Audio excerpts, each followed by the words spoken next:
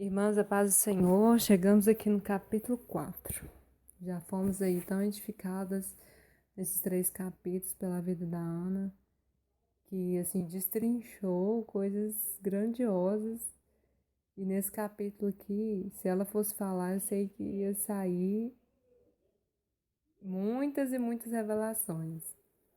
Mas amém. Se está aqui comigo, eu vou dizer aquilo que eu aprendi do Senhor. Esse fundo aí que vocês estão ouvindo, o meu marido está ouvindo uma mensagem que ele gosta de ouvir alto. Vocês não assustam não, que é um pregador gritando aí.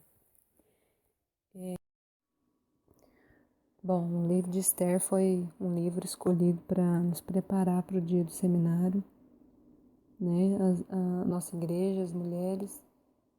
E eu creio que Deus está querendo nos ensinar muitas coisas, nos despertar assim como Ele já tem feito através da vida da Ana.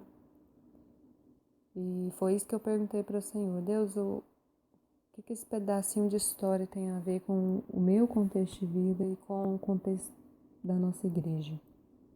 E bem no início desse capítulo, relata que quando Mardoqueu recebeu a notícia que Amã decretou uma lei que todo o judeu seria exterminado, a reação dele é a seguinte: ele vestiu-se de um pano de saco com cinza, saiu pelo meio da cidade e clamou com grande e amargo clamor. Aqui enfatiza que foi grande o clamor dele e que ele saiu pela cidade. A atitude de Naamã foi a mesma dos judeus que recebiam a notícia, porque no versículo 3 vai dizer que em todas as províncias onde essa palavra do rei e a sua lei chegavam, havia entre os judeus grande luto, com jejum e choro e lamentação. E muitos estavam deitados em pano de saco e em cinza. Foi assim também quando Esther recebeu a notícia. Até então ela não sabia. E Mardoqueu fez que essa notícia chegasse até ela. E aí quando ele explica para ela que não tinha outro jeito se ela não fosse até o rei e intercedesse pelo povo, para que o rei abolisse esse decreto, nem ela escaparia, porque a palavra do rei não volta atrás. Então a tragédia estava anunciada. Não era uma brincadeira, não era só para algumas pessoas. A tragédia era grande. E aí ele diz aqui para ela: se de todo te calares nesse tempo, socorro e livramento doutra parte virá para os judeus, mas tu e a casa de teu pai perecereis. E quem sabe se para tal tempo como este chegastes a este reino. E continuando aqui diz: então disse Esther, que tornassem a dizer a Mardoqueu: vai, e ajunta todos os judeus que se acharem em Suzã e jejuai por mim, e não comais nem bebais por 3 dias, nem de dia nem de noite. E eu e as minhas moças também assim jejuaremos. E assim irei ter com o rei, e ainda que não é segundo a lei, e perecendo, perecerei. Aqui houve uma comunhão, houve um ajuntamento, um clamor, um propósito. E foi o que Deus colocou no meu coração. A gente está vendo que dentro da nossa própria casa existem aquelas dificuldades que a gente nem compartilha com ninguém. A gente sabe da luta que cada um vive aí.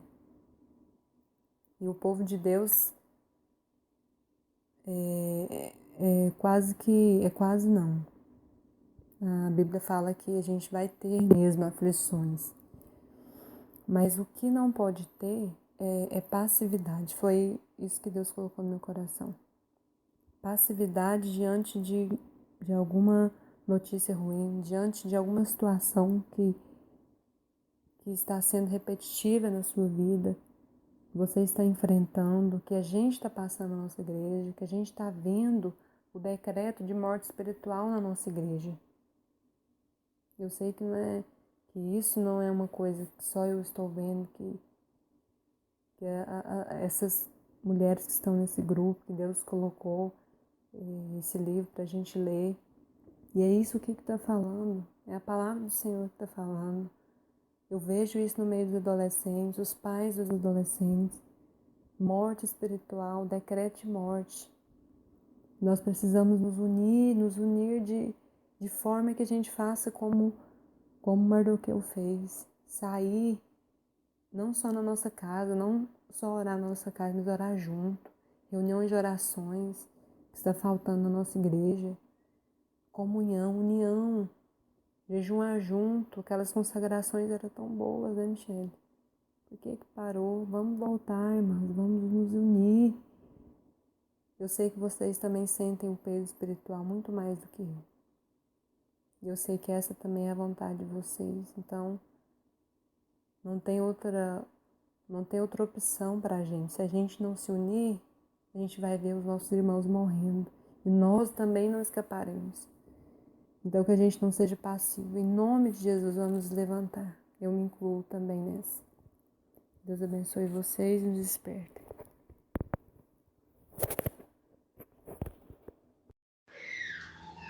Palavra grandiosa, grandiosa com a nossa querida irmã Élica. Deus te abençoe, Élica, pela sua disposição, seu prazer.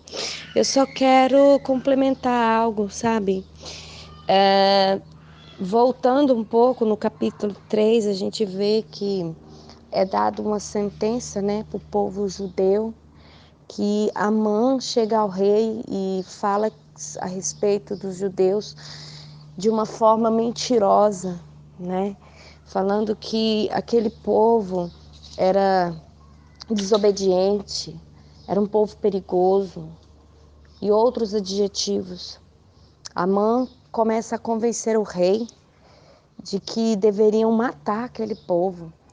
E eu quero voltar a dizer que a única coisa que foi feita por Mardoqueu, e nem Amã próprio assistiu isso, mas os companheiros de Mardoqueu que ficavam à porta do palácio com ele falaram para Amã que ele nunca se dobrava quando Amã passava, ele não se curvava a Amã, né? Não, porque os judeus eles não se dobravam a outros, né? Que não fosse o Deus de Israel.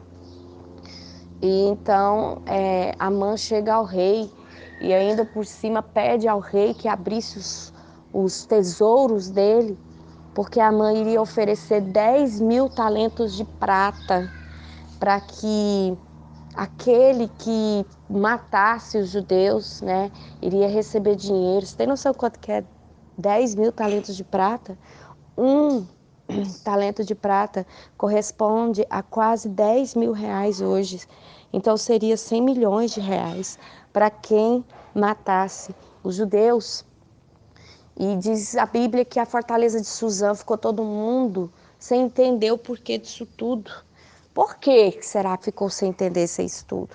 Porque o povo judeu não era um povo desobediente, era um povo que servia bem, era um povo trabalhador, era um povo que estava cooperando com seus senhores. Mas os seus senhores, as pessoas, os persas, que eram os senhores desses judeus, estavam confusos, estavam com o sentimento assim: e aí, eu rejeito ou não rejeito essa oferta?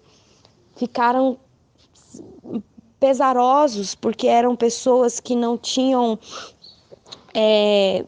essa conduta, né, de serem perigosos, de serem desonestos, de serem infiéis para com os seus senhores, mas ali a atração do dinheiro falou mais alto.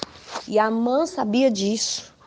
Amã sabia que se fosse pelo coração, não iria dar certo. Mas se colocasse o dinheiro do rei envolvido, iria se despertar a cobiça. Ou seja, se eu não oferecer algo mais atrativo, eles não vão fazer. Porque Amã sabia que o povo judeu não oferecia perigo da forma que ele estava. Era um mentiroso, era um arquiteto de Satanás tramando contra o povo. E Mardoqueu vai atrás de Esther, Você vê que em toda Suzã, em toda a Pérsia, todos os judeus estavam tristes, chorando e clamando. Você sabe o que é clamar? Clamar não é orar. Eu quero que você vá agora, nesse instante, para um dicionário e veja. Clamar é gritar.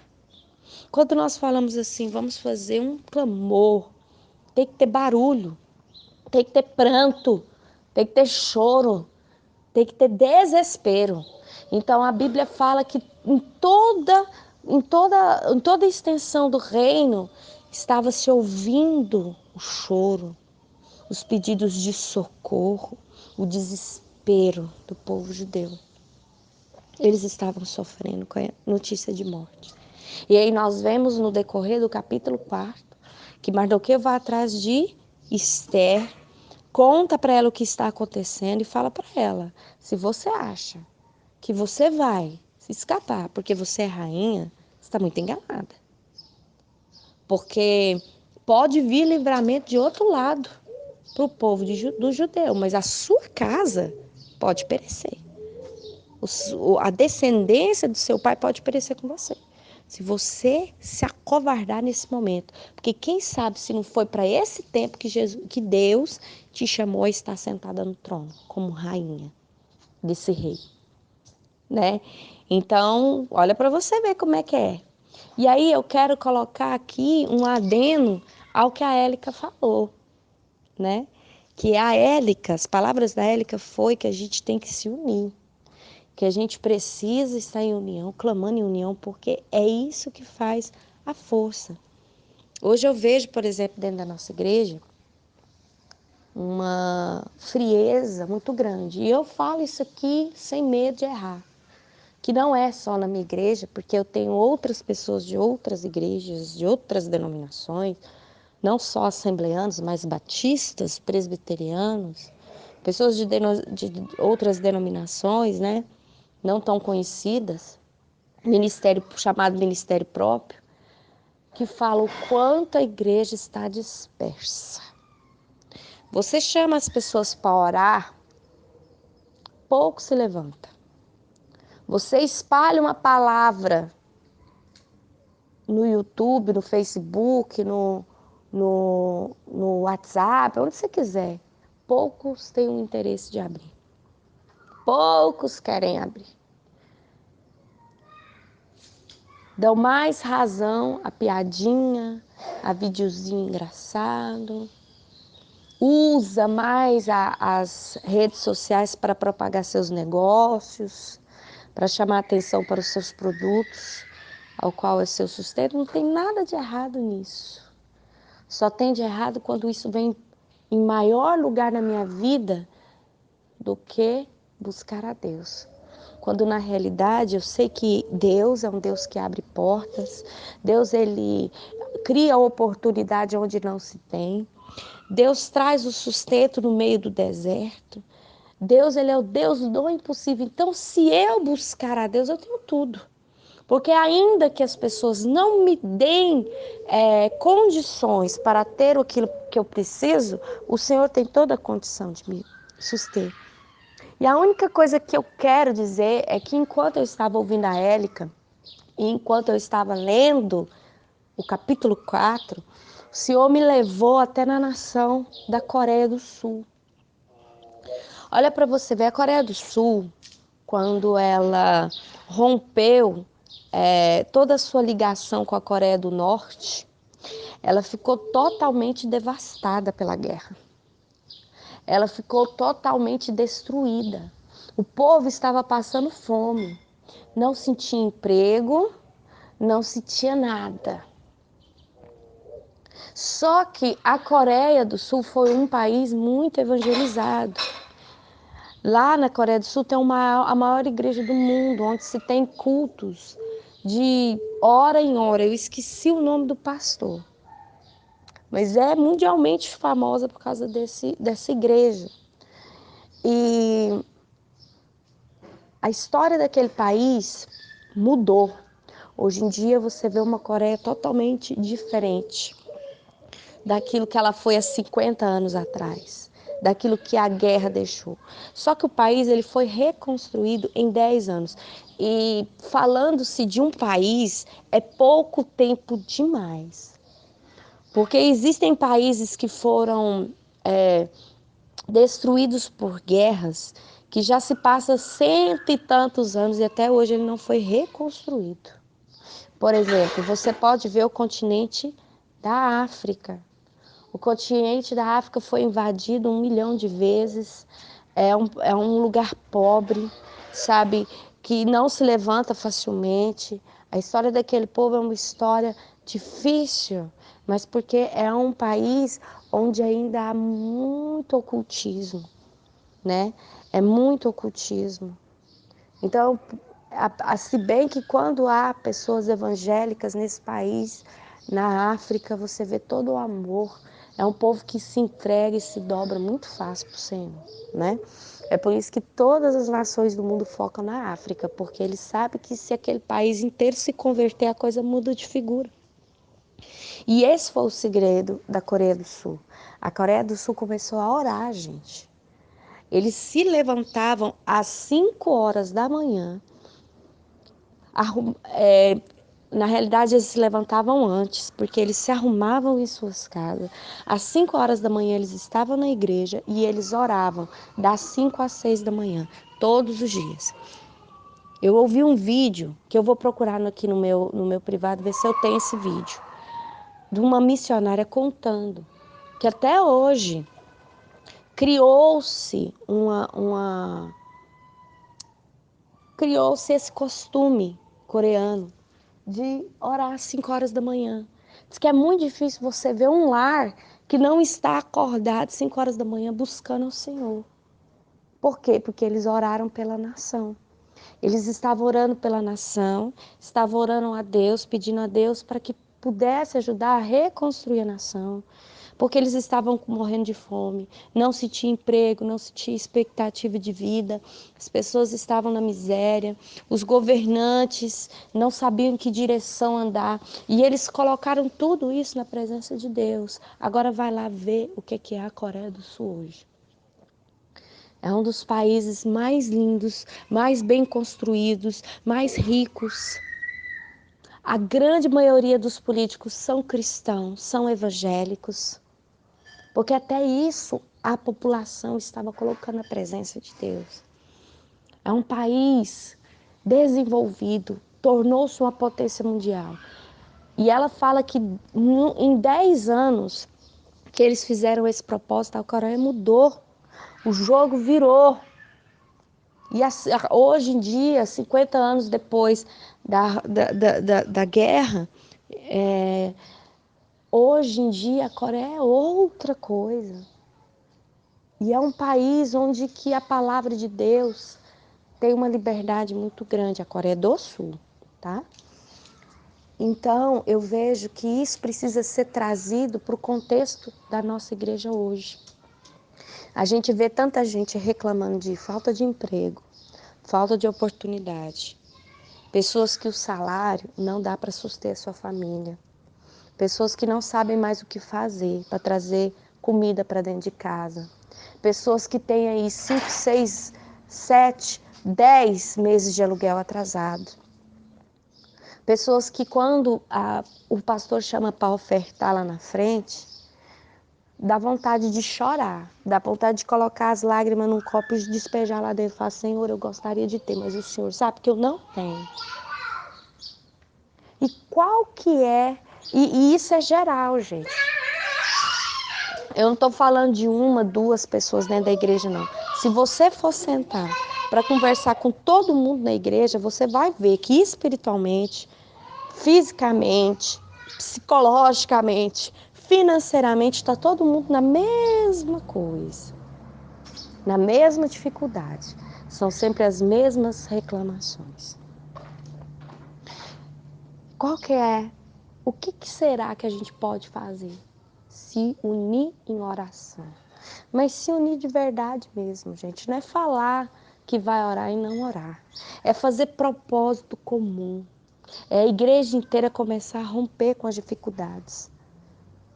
Parar um pouco do seu dia. Orar e colocar isso na presença de Deus.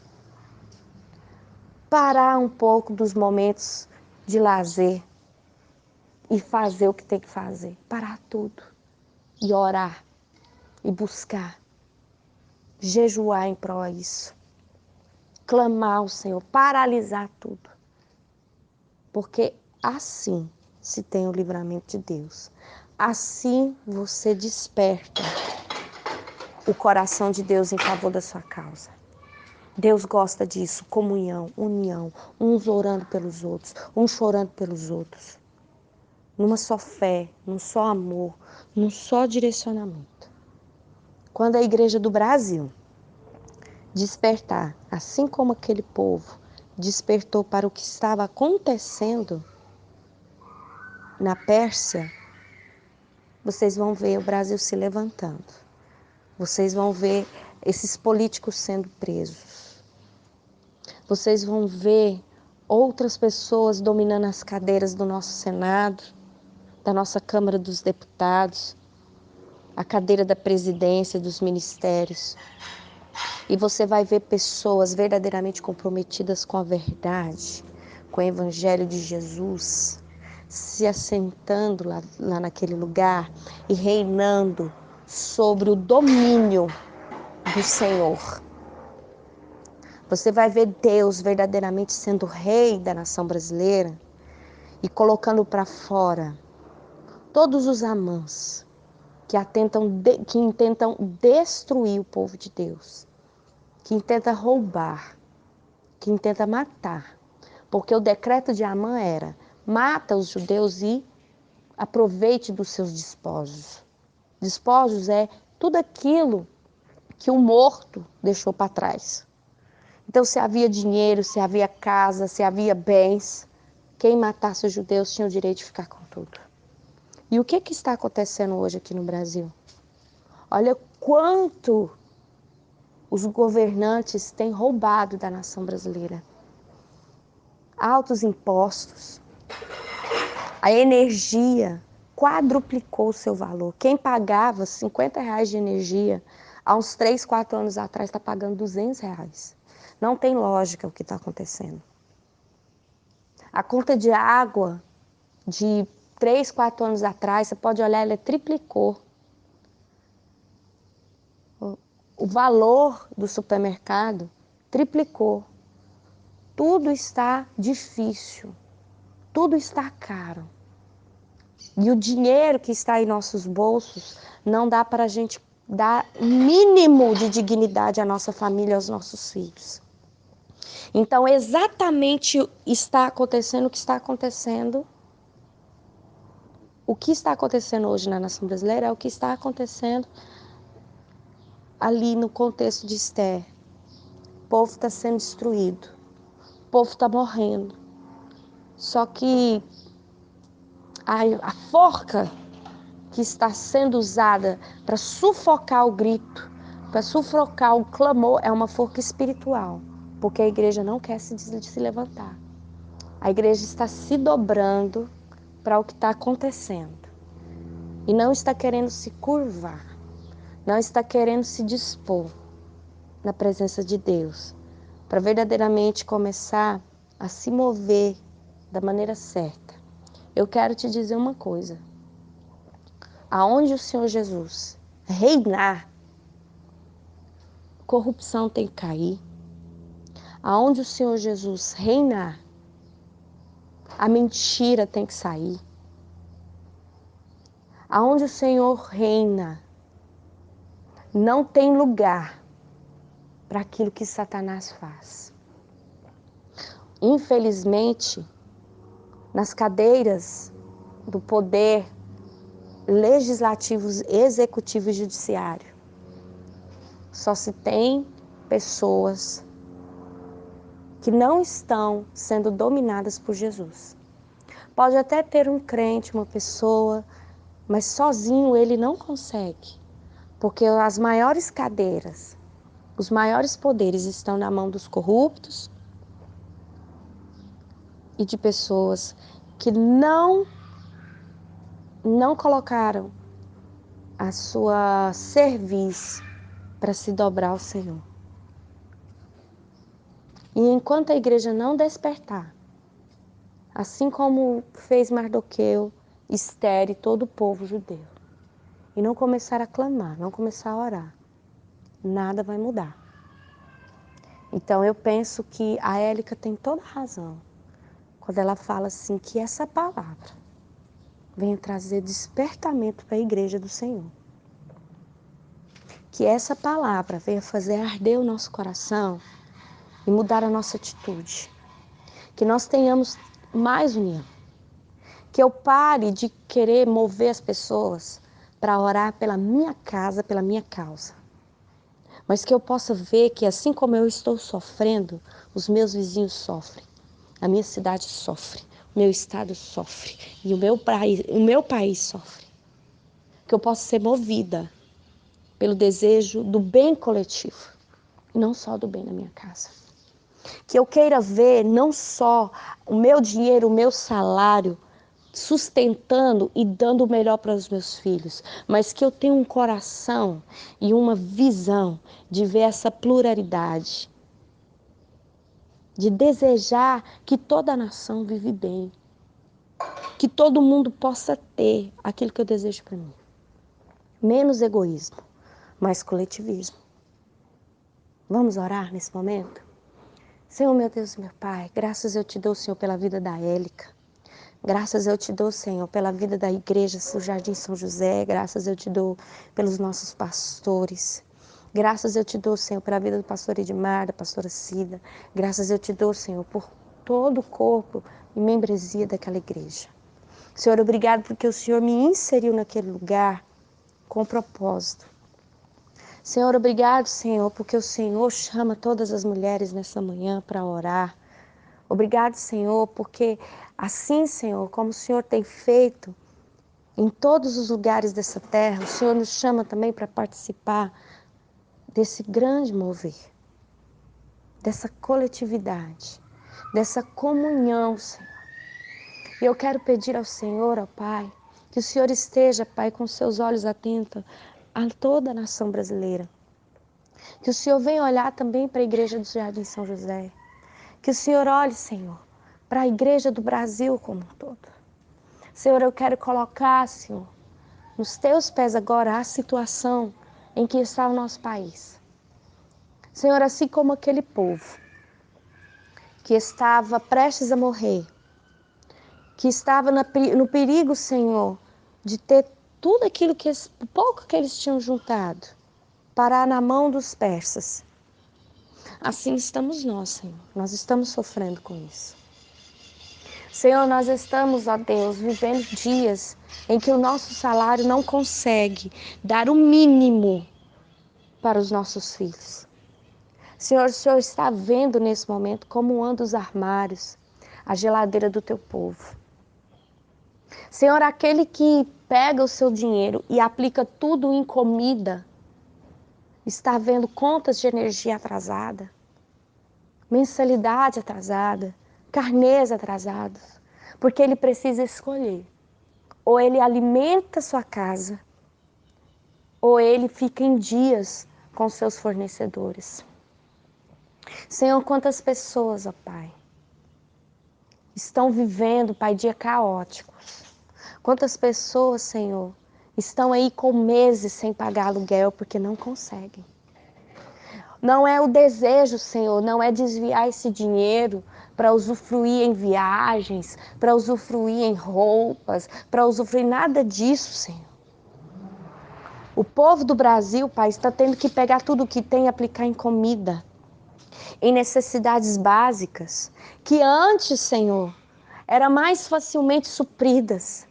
Mas devido, Senhor, à ladruagem que está acontecendo no nosso Senado, na Câmara dos Deputados, Senhor, esse desvio de dinheiro absurdo que está, Pai, acontecendo no nosso país. Devido a isso, Senhor, nós estamos sendo sufocados.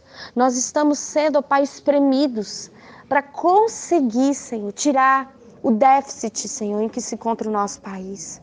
Nós estamos pagando a conta, Senhor, dos desvios, dos corruptos. Nós estamos pagando as contas, Senhor, daquilo que tiraram indevidamente. Então, ó Deus, nesse momento, como igreja do Senhor, Nós estamos, Senhor, colocando o Senhor a par de tudo isso e pedindo ao Senhor que o Senhor venha nos ajudar. Senhor, eu sei que ainda falta muito, Senhor, para que nós possamos verdadeiramente estar alinhados com a Tua vontade. Ainda falta muito, Senhor, para que nós estejamos limpos, que sejamos sinceros e retos ao Seu coração.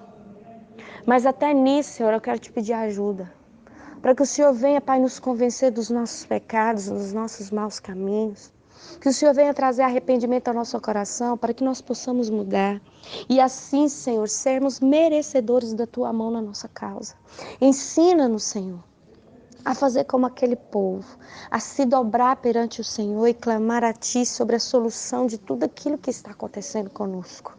Senhor, eu sei que o Senhor tem poder para mudar, porque o Senhor fez isso em vários povos, em várias nações. O Senhor me faz lembrar agora, Senhor, do rei Ezequias, que quando, Pai, ele restaurou a adoração, quando verdadeiramente o povo fez um concerto com o Senhor, a coisa mudou. Então, Senhor, muitas vezes estamos passando isso porque a nação brasileira tem fechado os olhos, os ouvidos, as suas vozes. Nós temos sido desobedientes. Nós temos sido, Senhor, um povo promíscuo, um povo desobediente. Nós temos sido um povo sensual, um povo, Senhor, defamador, um povo difamador, um povo errado aos teus olhos. Senhor, chama a tua igreja para um concerto. Começa a convencer, Senhor, todos nós dos nossos maus caminhos, para que nós possamos, Senhor, receber o perdão do Senhor e para que o Senhor venha verdadeiramente sarar a nação brasileira como um todo. Nós queremos, ó Deus, ver isso acontecendo, assim como o Senhor fez na nação da Coreia do Sul. Chama-nos, Senhor, a um arrependimento. Converta os nossos corações verdadeiramente a Ti e começa a atirar, Senhor, dos lugares privilegiados, Senhor, os enviados de Satanás para destruir a nação do Senhor. Coloca lá, Senhor, pessoas que verdadeiramente vão fazer a sua vontade. Pessoas a quem o Senhor vem preparando desde muito tempo para fazer a tua vontade. Retira, Senhor, o juiz corrupto e coloca o juiz da tua vontade. Retira o presidente corrupto, Senhor, e coloca o presidente da tua vontade. Retira os deputados, Senhor, que estão lá só para desviar dinheiro público, que não estão, Senhor, alinhados com a sua vontade para a nação brasileira. Retira de lá todos eles, Senhor, e coloque as pessoas do teu coração. Oh, Senhor, nós a Ti clamamos, Senhor, porque nós sabemos, ó Deus, que só o Senhor pode trazer paz à nação brasileira. Só o Senhor, ó Pai, pode nos colocar para deleitar, Senhor, em pastos verdejantes e descansar debaixo da Tua sombra. Senhor, que em nome do Senhor Jesus, o Senhor possa ouvir a igreja clamando ao Senhor nesse momento, ó Pai, e que o Senhor venha mudar, que o Senhor venha mudar a nossa postura. Chama-nos, Senhor, à oração. Chama-nos, Senhor, ao clamor. Chama-nos, Senhor, para viver a verdade da Tua palavra. Senhor, chama-nos ao arrependimento, para que nós possamos, Senhor, verdadeiramente estarmos debaixo da Tua palavra, debaixo do Teu poder, debaixo da Tua autoridade, para que o Senhor venha, Pai, mudar o nosso país, mudar a nossa vida e nos fazer uma nação forte. Venha fazer conosco, Senhor, aquilo que Israel não quis que o Senhor fizesse. Que nós possamos ser, Senhor, um povo que se chama pelo Teu nome. Que todas as vezes, Senhor, que nós possamos, quando falarmos, sou brasileiro, que a primeira imagem que essa pessoa tenha de um povo que verdadeiramente adora o Senhor. É o que eu te peço nesta manhã, em nome de Jesus. Amém.